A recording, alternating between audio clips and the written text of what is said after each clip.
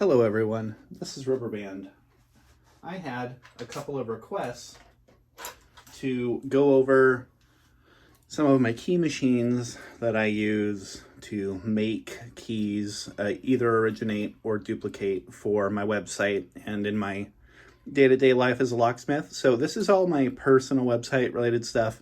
I have a day job as an in-house locksmith to a couple of larger institutions, but I've also got, like a lot of people have, a side gig. My side gig just so happens to be doing my hobby and job as supplemental fun income. So it all takes place right around here.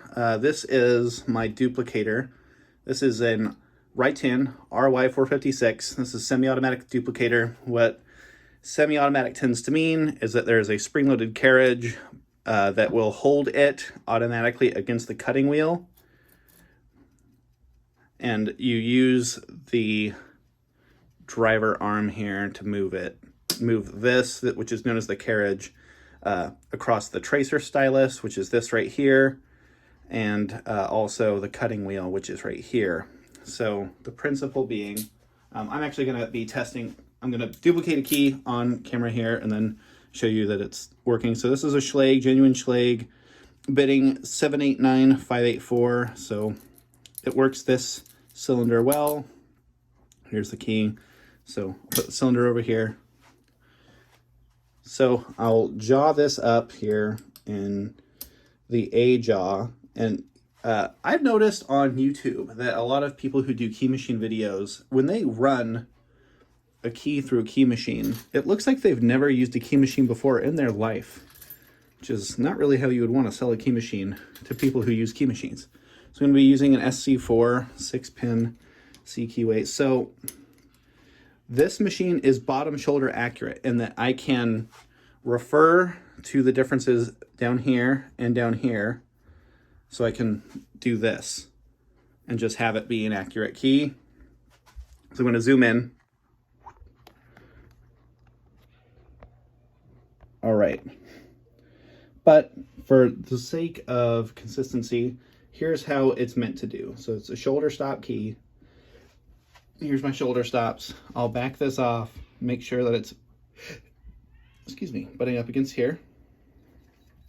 And when you jaw a key, you want to put your finger down on the tip of the key blade so it doesn't cock up. You want a consistent surface when you're duplicating. So I'm going to be doing my best to getting rid of the duplicator sound because that's not very pleasant for a lot of people to hear. So without further ado, I'm going to duplicate this real quick and hopefully you won't be hearing any of this sound. If so, I apologize. I'm hoping to have something done about it. So here we go.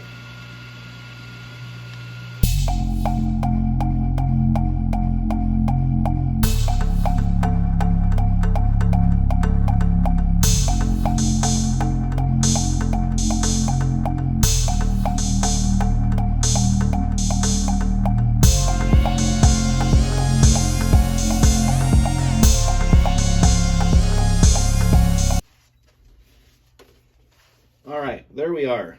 So now we're gonna deburr it. I'm gonna zoom back out.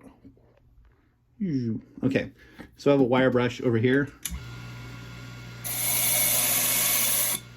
All right, so it's a nice looking key. It's deburred. Again, lighting is not my forte. I'm just doing this for fun. So as you can see, it turns very nicely, very smoothly, just like the regular key. So normally I would go over here. And this is where I stamp my keys. So I've got this stamping surface. This is just a big slab of steel that I have on a piece of acoustic paneling, and that helps deaden the sound. I'm not gonna be stamping on camera. That doesn't really make a whole lot of sense, but as far as the duplicator, I'm gonna go over why I chose this one, because the duplicator is kind of the lifeblood of a locksmith shop, and that includes one that you're have for your own home use, but you might also want to make some supplemental income with, just in case you're thinking about making some keys on the side. So I like this one. This machine is capable of duplicating Medico.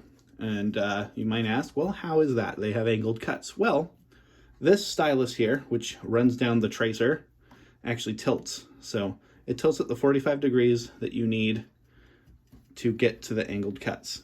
So, and then the whole cutting assembly also does that too. So I'll turn this unlocks it, and then I just move it over. And then I would do the same right here. So that would do, I believe, a left facing cut, or no, that's a right facing cut, and then this is left facing cut.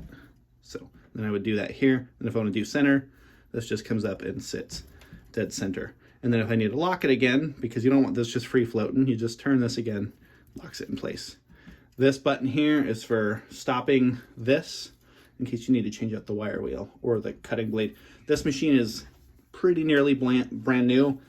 I was using another machine to do most of my stuff until recently. I love this machine. I was just waiting to upgrade.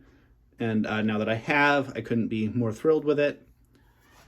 So that's just a real quick walkthrough with my duplicator. I have my code machine, which is right here.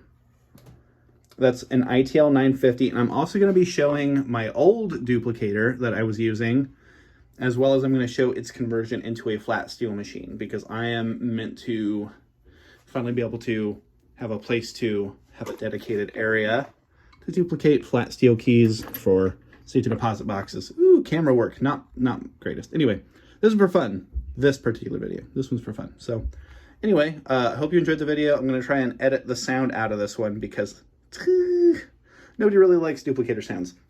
Anyway, thanks for watching, and I've been Rubber Band.